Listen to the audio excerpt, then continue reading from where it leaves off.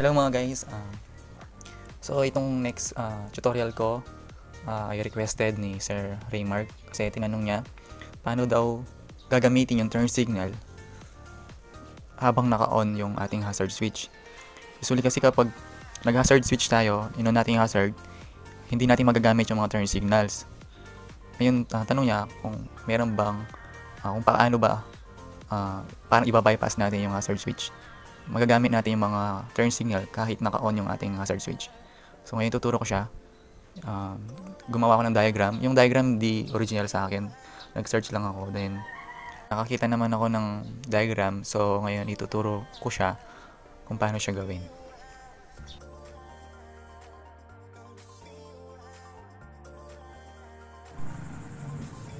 Yan guys, gagawin natin itong auto-off hazard light module diagram. So ito yung mga kailangan natin, isang flasher relay, isang 2200 UF 16 volt na capacitor,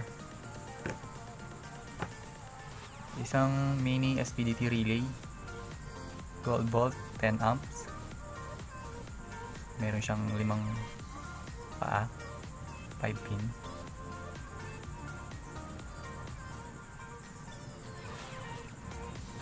tapos 6 na diode, 1N4007 diode. Kailangan natin ng 6.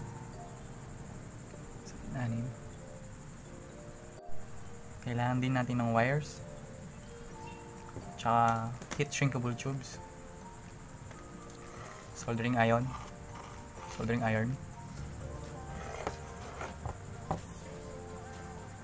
tsaka soldering lead. Kailangan din pala natin ng isang regular na switch kagaya nito. Pwede din yung hazard switch. Yan, una assemble muna natin yung connection ng mga diodes. Kuha tayong diodes. So ito yung diode. Mapapansin nyo meron siyang line. Ito yung parang check bulb ng diode. Kung yung daloy ng kuryente papunta dito, hindi siya pwedeng bumalik dahil binablock ng line na to. Ito yung check bulb, yung daloy ng kuryente. So one way lang yung daloy ng kuryente. Pag ganyan lang, hindi pwedeng bumalik. Nabablock siya dito sa white line. Kunin natin itong ating flasher relay. Dali, dito natin i-assemble yung mga diodes para medyo nakatago sila. So una, yung kuha tayong 2 diodes, yung parehas na may line, pag connect natin sila,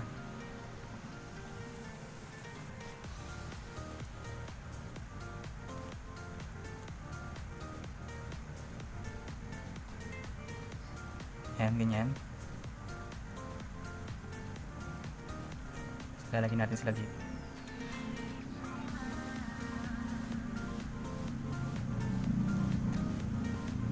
Ganyan. So, assemble ko muna lahat. Tapos kunin natin, kuha tayong 2 diode ulit. Yun namang walang line. Yung walang line na side. Ipag-connect natin sila.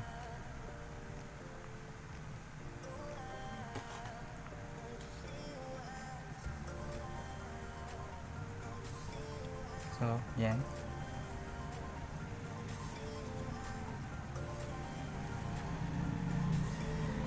Tapos, tayo ng isa pang diode. Ipag-connect natin yung walang line, tsaka yung walang line na side. Connect natin sila.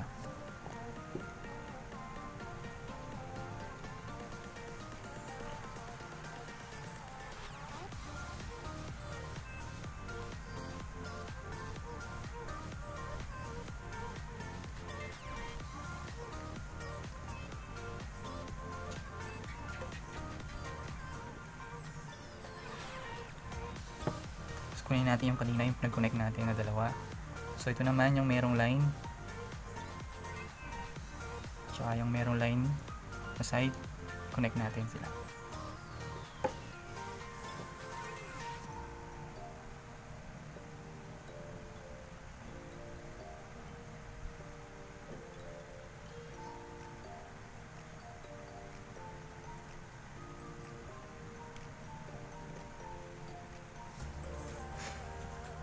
So, kunin natin yung huling diode. Connect natin siya sa dito. Walang line na side, tsaka walang line. Connect natin.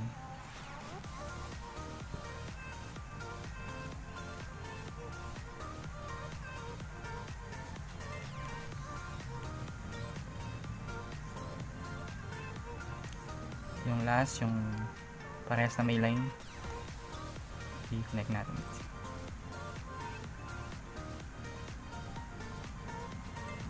Ayan.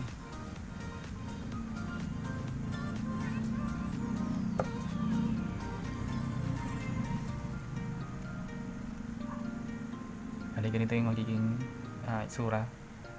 Ayan. Katapos, hinangin natin sila para matibay yung connection nila.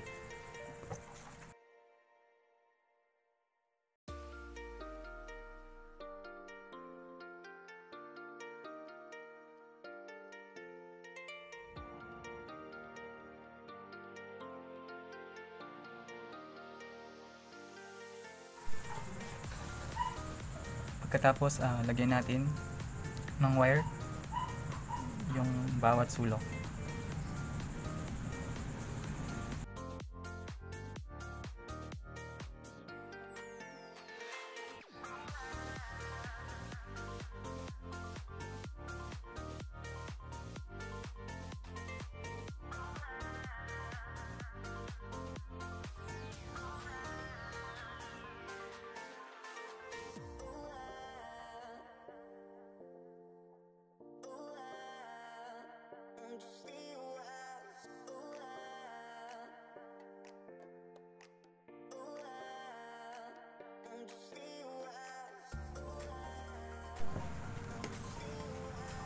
Yan. Pwede na natin putulin yung mga sobrang wires.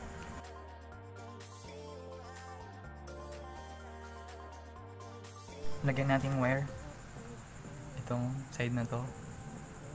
Kung merong line, may line. Itong connection na to, lagyan natin ng wire. Itong sa kabila, yung walang line na side, walang line na side, mamaya natin lalagyan ng connection. So muna lagyan natin ng wire.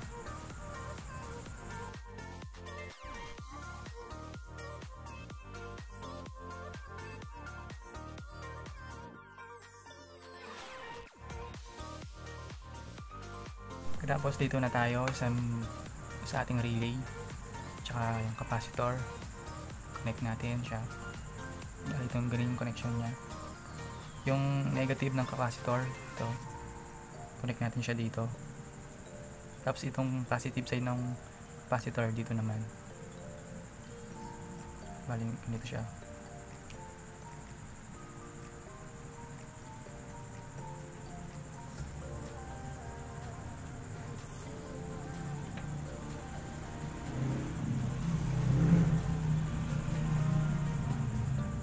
Yan.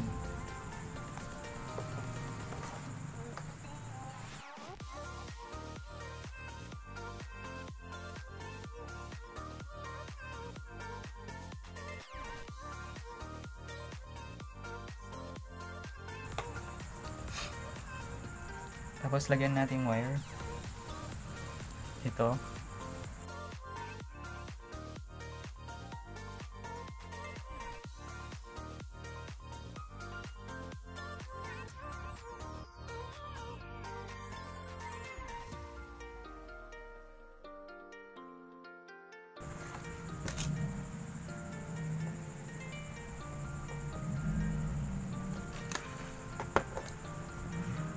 So, ito yung kukonek natin to sa ground.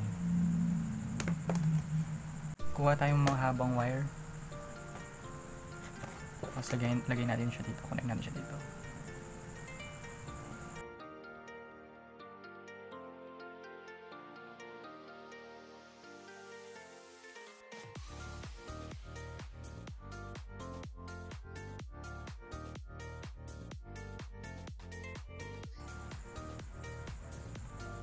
Tapos, kumuha tayo din ng wire. Lagyan natin wire. Itong common sa gitna.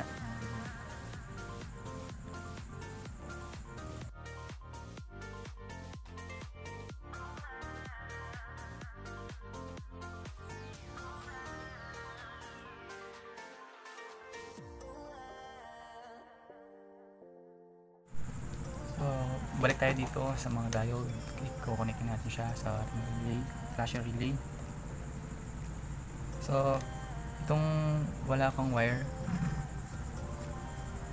i-connect natin siya sa ating flasher relay, yung letter L. Yung pin na letter L. Ito yung diode na walang line, yung both side na walang line. So, lalagay natin sila dito, tapos connect natin siya dito sa letter L ng relay.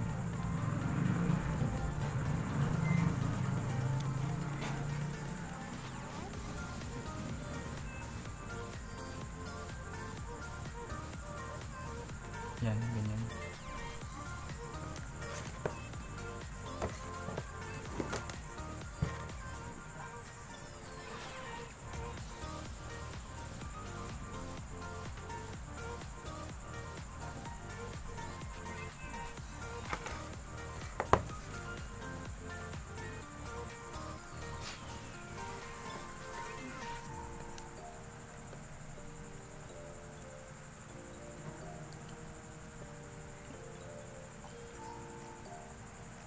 So ito na yung connection ng ating relay. Ayan, ito yung sa ground. Ito kukonek natin sa letter B ng flasher relay. Ito naman, dito natin lalagay yung switch ng hazard. Tapos ito yung ating flasher relay. Ito yung mga diodes. So kapag connect natin sila, lagyan natin yung relay at yung flasher relay. Dikit na natin. Gamit yung glue gun, stick natin yung SPDT relay.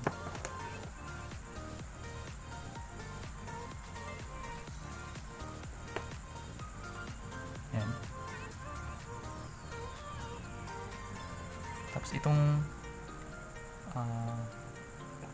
pin na nasa gitna, yung COM natin, i-connect natin siya sa letter B ng flasher relay. So, i-connect natin dito. Tapos itong connection natin dito, i-connect natin siya dito. Connect natin siya sa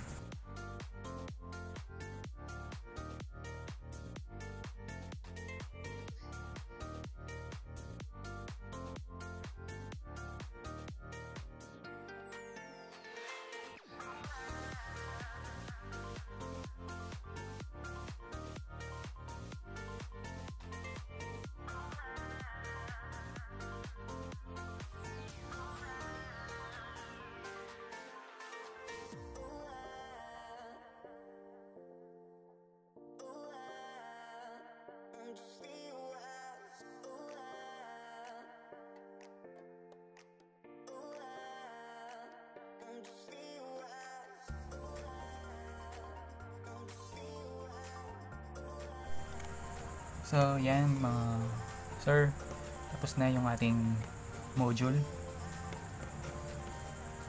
So, i-test natin siya. Itong wire na to, kukonek natin sa ating turn signal switch, sa right turn signal switch. Ito naman sa left turn signal switch. Tapos ito naman, connect natin siya sa ating flasher bulb, flasher LED or flasher bulb, positive. Tapos yung sa kabila, ito, connect natin siya sa right na LED, positive. Tapos ito, yung black na to, connect natin sa ground. Ito naman, isang wire na to, ito naman papunta sa ating hazard switch. So yan, testingan natin. So yung ground ng LED, ito connected siya sa ground ng isang LED. Tapos ito yung ating ground na isa, connected din siya dito. So ito yung ground natin, ito yung ground source, 12 volts. Ito yung wire papunta sa ating hazard switch. Kunwari i-on ko yung hazard light. So yan. Ngayon gusto kong mag-flasher kunwari sa right side na hindi ko na kailangan i-off yung hazard switch. So kunwari switch ko yung turn signal sa right. So ito yung signal. So makikita nyo nag-off yung hazard light, nag-signal yung sa right. So i-off ko na yung turn signal. Yan. So mag-hazard siya ulit. Sa left naman, kunwari on ko yung left signal light. So nag-off yung hazard switch, yung hazard light. Tapos nag-flash siya sa left. Yan. Yan. So automatic bumabalik siya sa hazard. So hindi na natin kailangan i-off muna yung hazard switch para magamit natin yung mga turn signal. Install ko na siya dito sa MioSoul. Bale, wala pa tong modification na ginawa sa mga turn signal, all stock pa.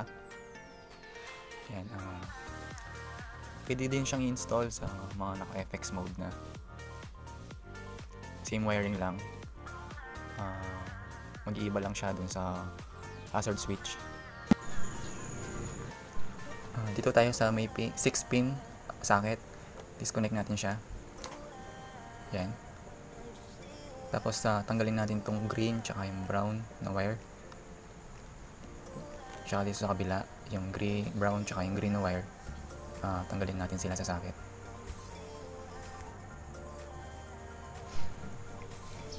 Yan, tanggal ko na sila. Pwede na natin i-connect ulit yung 6-pin socket.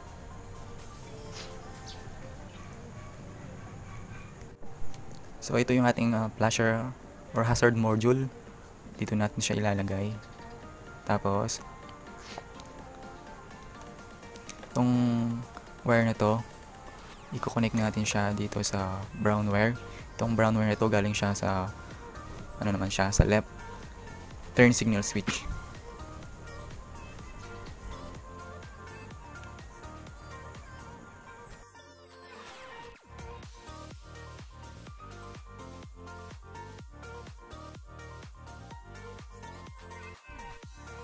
Pagkatapos itong wire na to, connect natin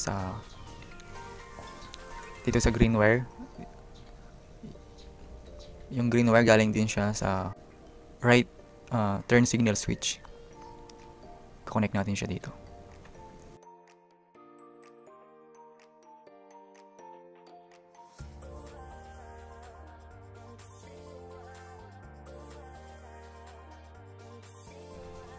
Pagkatapos itong red wire naman, connect natin siya dito sa brown wire.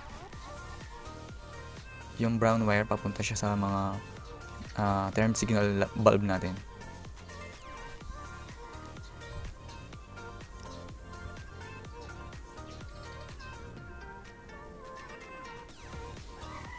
Connect natin siya dito sa brown wire.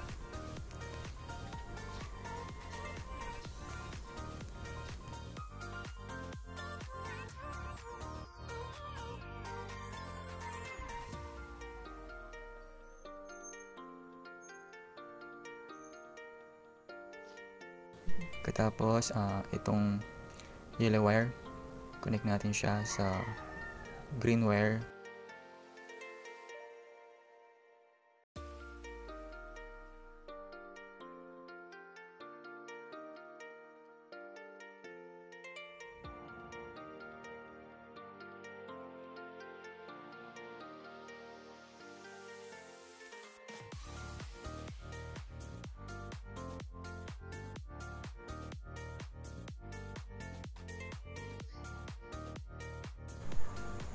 Pagkatapos itong black wire, connect natin siya sa ground. Tap natin siya dito sa may tornilyohan ng dashboard.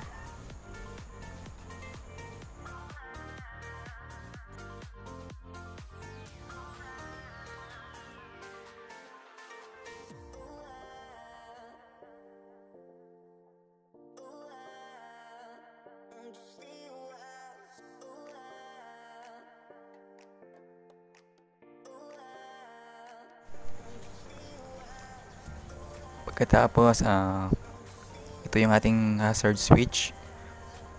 Wala akong regular na switch kaya ito na lang gagamitin ko. So, yung blue tsaka red wire, ipag-connect natin sila.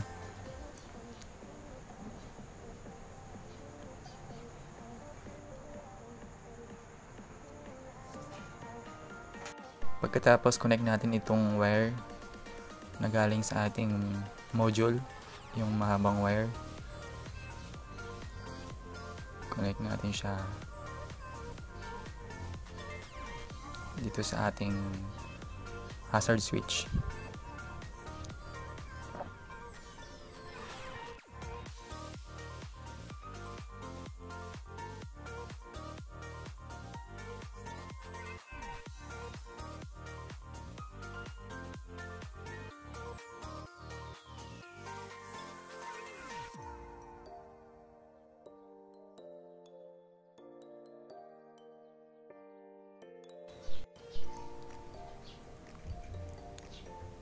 Pagkatapos, kuha tayo ng isang wire. Tapos, dugtungan natin itong isang wire ng ating hazard switch.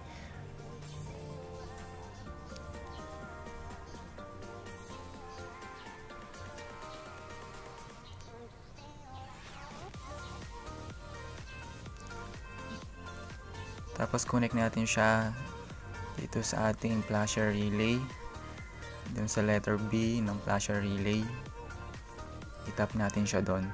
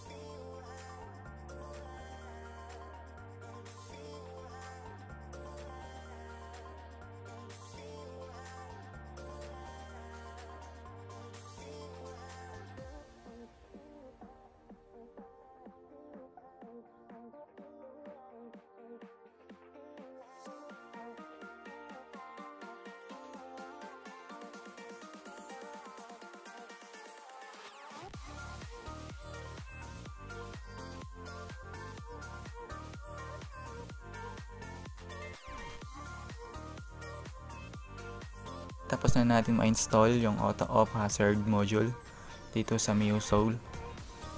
I-test natin. So, on ko yung ignition. I-on ko yung hazard light.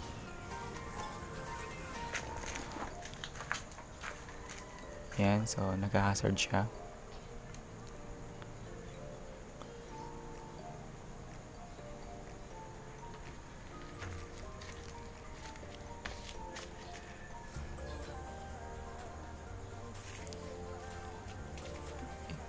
Iyon ko yung flasher.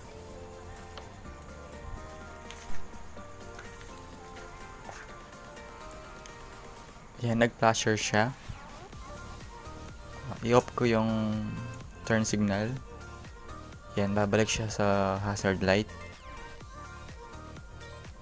I-on ko yung flasher. Tapos off ko. Yan, automatic mag-hazard siya hanggat hindi pinapatay yung hazard switch. Kaya pwede natin gamitin yung ating mga turn signals kahit naka-on yung ating hazard light. Hindi na natin kailangan i-off muna yung hazard para magamit natin yung turn signals.